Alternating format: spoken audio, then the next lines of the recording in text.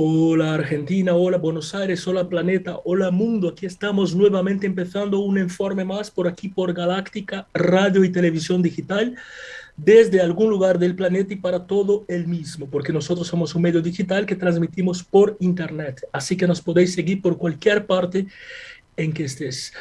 Bueno, muchísimas gracias a toda la gente que está ahí del otro lado, que nos siguen. Muchísimas gracias a vosotros.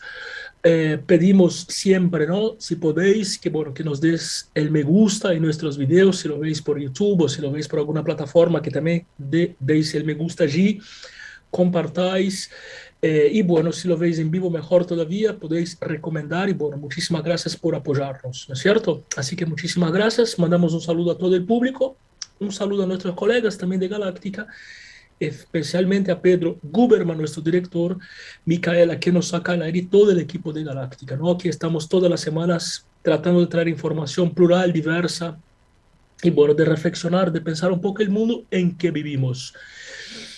La semana pasada hicimos un informe sobre la visita del presidente Fernando de Argentina a Rusia y China, las implicaciones políticas y eso. Bueno, el contexto es que estamos en plena guerra, que ya es una guerra a nivel ideológico, porque la guerra no es solamente bélica, sobre todo en los días de hoy existen guerras bacteriológicas, guerras de prensa, guerras ideológicas, guerras de hackers, guerra económica, guerra del petróleo, miles de tipos de guerra. Entonces, bueno, yo considero que ya están en guerra estos dos países y alrededor de esos dos países ya se acomodan algunos otros países a su alrededor.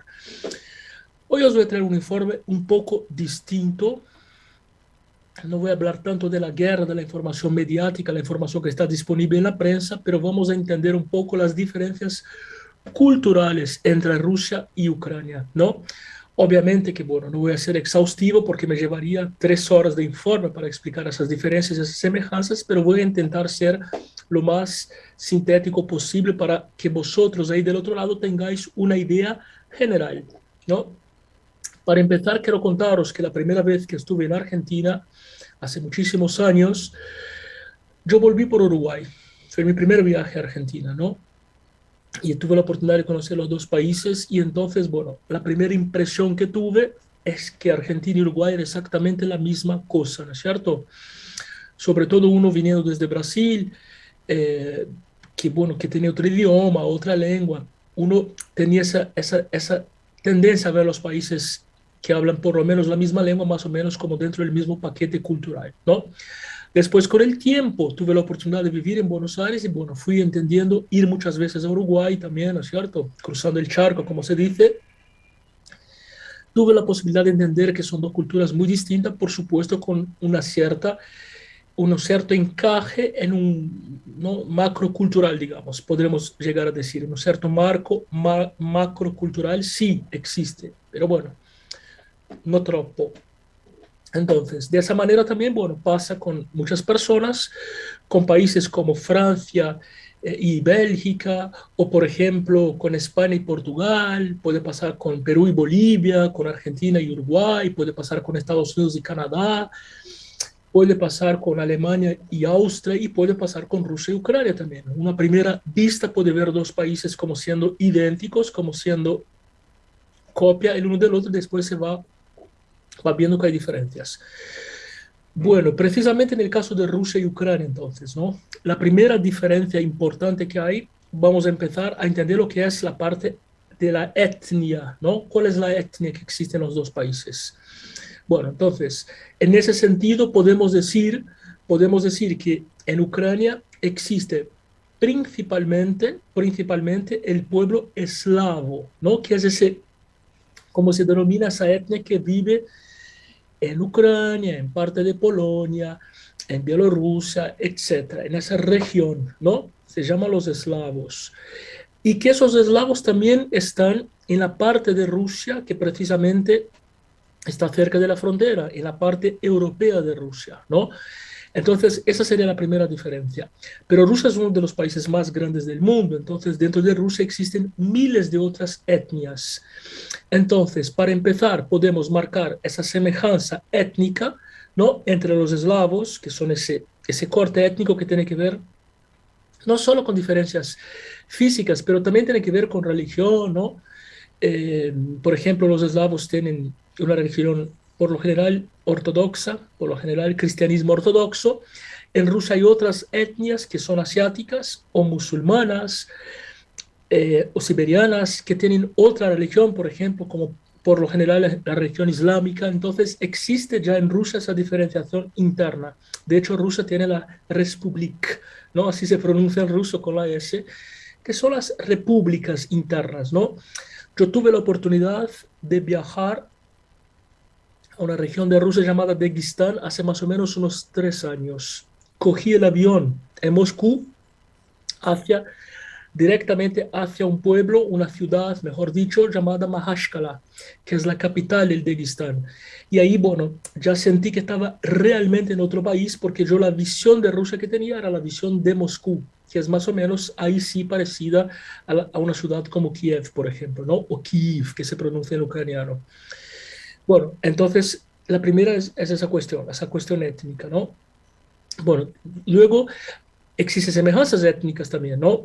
Bueno, precisamente la historia de Rusia, porque uno puede considerar, cuando uno habla, por ejemplo, de pueblo germánico, no significa necesariamente que esté en Alemania o en inglés Germany, ¿no?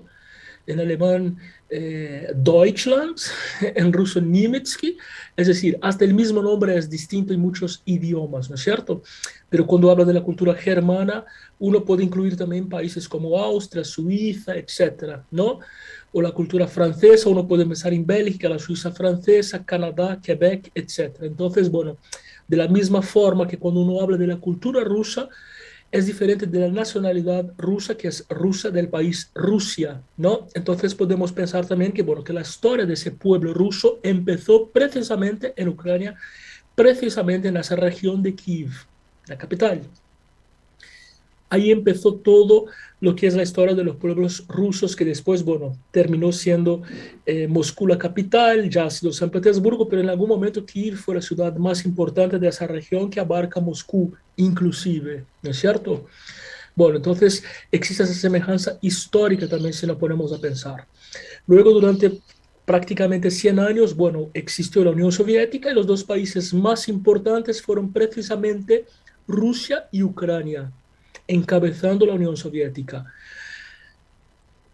Rusia tenía el control, el Kremlin, el control central administrativo, ¿no? Pero bueno, Ucrania tenía, por ejemplo, la producción de armas nucleares, tenía Chernobyl, que era la empresa productora de energía nuclear, ¿no? Que después terminó explotando y fue una de las razones, entre tantas, del desmantelamiento de la Unión Soviética. Bueno, la cuestión es que desde hace un par de años, precisamente en 2014, hubo algunas diferencias que empezaron a acentuarse en Ucrania y que posibilitó esa diferencia. Bueno, la primera de ellas es que durante la Unión Soviética, el idioma que se hablaba en toda la Unión Soviética era el idioma ruso, la lengua rusa, no solamente en Ucrania, sino en Bielorrusia, sino en los países del sur, al sur de Rusia, como Uzbekistán, Kazajistán, Tayikistán, etcétera, ¿no? Bueno, a partir del 2014 comienza a ser un cierto rechazo por la lengua rusa, poco a poco una recuperación de la lengua ucraniana, que de hecho es muy parecida a la lengua rusa, es más o menos como el portugués y el español, ¿no es cierto? De hecho, yo siempre que he ido a Ucrania he hablado en ruso con mis amigos ucranianos. El año pasado, 2021, estuve en Ucrania 3 veces. 3 veces estuve. Y tuve cierta dificultad en hablar en ruso. Cierta dificultad con el rechazo de la gente, ¿no? Entonces, por ejemplo, un amigo mío me pidió que no hablara en ruso, entonces prácticamente me obligaba a hablar en inglés. Otro amigo mío no me lo pidió explícitamente, pero bueno, evitaba hablar conmigo públicamente en ruso. Cuando había alguien cerca, hablaba en ucraniano porque no hablaba inglés. Entonces, bueno, me empecé a dar cuenta de eso el año pasado, pero eso ya viene existiendo desde 2014. Luego, bueno, en ese 2014 precisamente hubo una especie de insurgimiento interno, una especie de revuelta interna que se llamó Maidán, que es precisamente esa fragmentación interna del territorio ucraniano entre dos identidades. La identidad europea y la identidad rusa. La identidad europea busca rescatar esas repúblicas del este europeo que pos caída de la Unión Soviética volvieron a unificarse en torno a Europa y no en torno a Rusia o a una potencia soviética, ¿no? Por ejemplo, Hungría, Polonia, República Checa, República Eslovaquia, etcétera y tal. Bueno, entonces Ucrania busca ese acercamiento hacia esas repúblicas europeas, pero la mitad de Ucrania, y podemos decir prácticamente la mitad, porque la otra mitad de Ucrania se siente identificada con un sentimiento ruso, con una identidad rusa, ¿no? Y eso precisamente en dos provincias ucranianas o dos regiones ucranianas que se autoproclamaron independientes hace unos años, que se llaman Donetsk y Lugansk. Esas regiones son rusófonas, hablan ruso, ahí circula hoy día la moneda rusa, que es el rublo, y no circula la moneda ucraniana, que es la grivnia, ¿no? Entonces existe esa fragmentación dentro de Ucrania misma, ¿no? Después, bueno, en cuanto a diferencias, mi experiencia de Rusia es la experiencia más moscovita, más de San Petersburgo, más de la parte europea, con lo cual no tuve un choque cultural muy grande en relación a un país u otro, ¿no? De hecho, un amigo ruso, por ejemplo, tiene una novia ucraniana y una vez la fue a visitar hace más o menos unos 7 años y estuvo detenido en la frontera solamente por ser ruso. Y yo me acuerdo una vez también que un militar, cuando hice presentación de pasaporte, un militar me preguntó también por qué yo había estado tanto en Ucrania, si yo era una espía. Entonces, bueno, existe un poco de tensión ya hace un par de años. Existe un poco de tensión, ¿no es cierto? Pero podemos decir que entonces que en Ucrania existen esas dos identidades muy fuertes, que es una identidad más rusa y otra identidad más europea. Y esa es la tensión cultural que existe. Y eso existe en otros países también, ¿no? Si pensamos, por ejemplo, en Cataluña, que es una región de España, un territorio español que tiene esas dos identidades también. Tiene la identidad catalana, la lengua catalana y la identidad española, la lengua española, etcétera. Eso también sucede en el País Vasco de España. Hoy ya no existe más el problema con la ETA, pero en algún momento había una organización terrorista, la ETA, que buscaba a toda costa la independencia. También, bueno, con Galicia, ¿no? Que los gallegos se sienten gallegos, otros se sienten españoles. Entonces, esas cuestiones existen en muchos países donde la nación no coincide tanto con el Estado. Nación como siendo ese conjunto de valores, religión, etcétera, y el Estado siendo, bueno, la parte territorial, ¿no es cierto? En relación con Ucrania, por ejemplo, he ido varias veces a una ciudad hermosísima, hermosísima, cerca de la frontera con Polonia, que se llama Lvova o Lviva, que es una región precisamente que es muy europea, que se habla ucraniano, que tiene muy poca influencia rusa, ¿no? En la ciudad de Kiev hay más influencia, la arquitectura tiene mucho que ver, sobre todo si uno mira los templos religiosos y demás, ¿no es cierto? Entonces, al fin y al cabo, es eso.